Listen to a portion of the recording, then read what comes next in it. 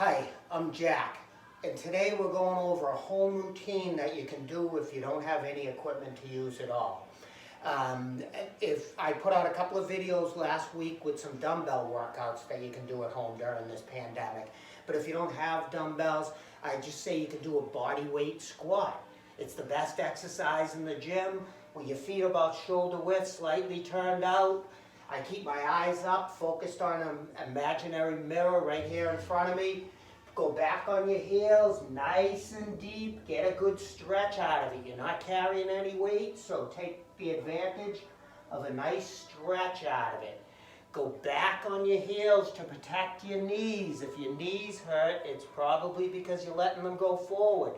Go back on your knees and back on your heels. Make your knees stronger. Nice and deep, just body weight. You could do 15, 20 repetitions on something like that. And then the opposite of a squat is the deadlift, the two best exercises in the gym. Watch my other workouts for different variations of the deadlift. But if you have no weight, you might as well still do it for a good stretch for the hamstrings and glutes.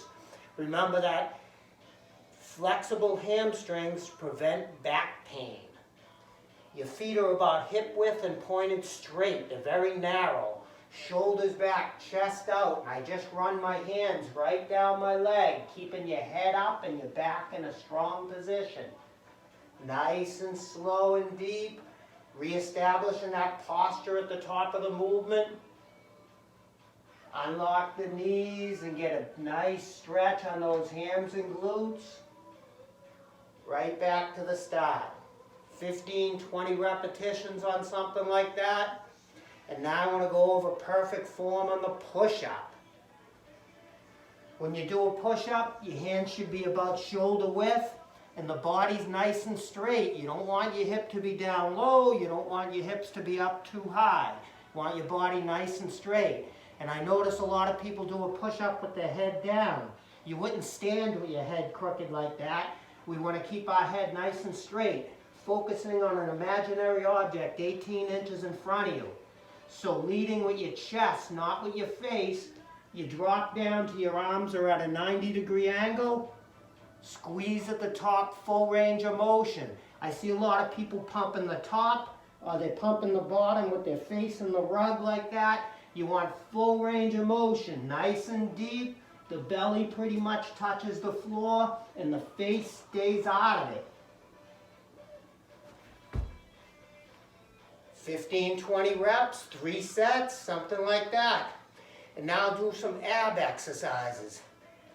Most of my other videos have ab exercises in them. So today I'm going to do a scissors crunch and a side crunch, just to have something different from what my other videos have in them. On the scissors crunch, I want to keep my body nice and long the whole time. So my arms are long, my legs are long, and I don't necessarily have to touch my fingers to my toes. I just want a nice squeeze at the top, contracting the abdominal. Open up all the way, do tap the floor, exhale and squeeze, open them back up. See how I kind of pause at the top? I get a little bit of a squeeze. I think about the abdominal contracting and releasing. If you're able to do 15 or 20 reps on that, I say just push that one pretty much to failure 3 times. And then for the side crunch, I like that one to be nice and long too. I lay on my side with my left knee or the bottom knee bent, and then my arm is about a 45-degree angle out like that. This arm here is just touching the side of my head, and my leg is long, my toe is pointed. I'm about 8-10 inches off the floor with my heel. So as I crunch in, I bring my knee nice and high to my elbow. And then I open it back up, open up the whole side of my body. Crunch it in to touch, and open it back up. Notice how high the knee is. You don't want to have your leg down here like that. You want to meet your knee and elbow nice and high. And then do move your upper body to open it up at the top here too. squeeze, and return slowly. These are not explosive movements. Explosive movements have their time and place. So you might do about 15, 20 reps on one side, spin around, bending your right knee this time. Keeping the left knee nice and high. Extend all the way in both directions.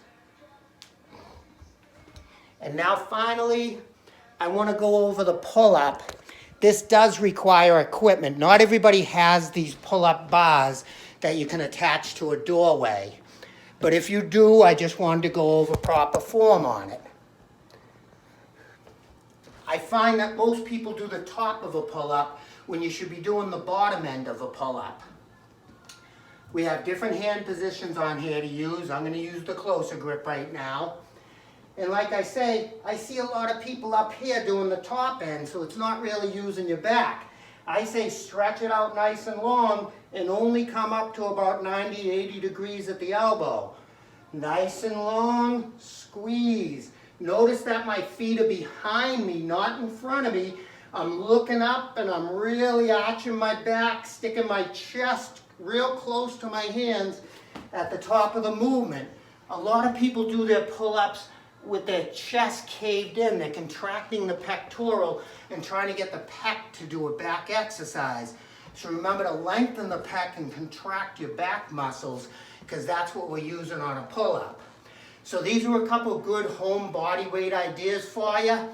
Stay healthy, keep that immune system strong. Thanks for watching.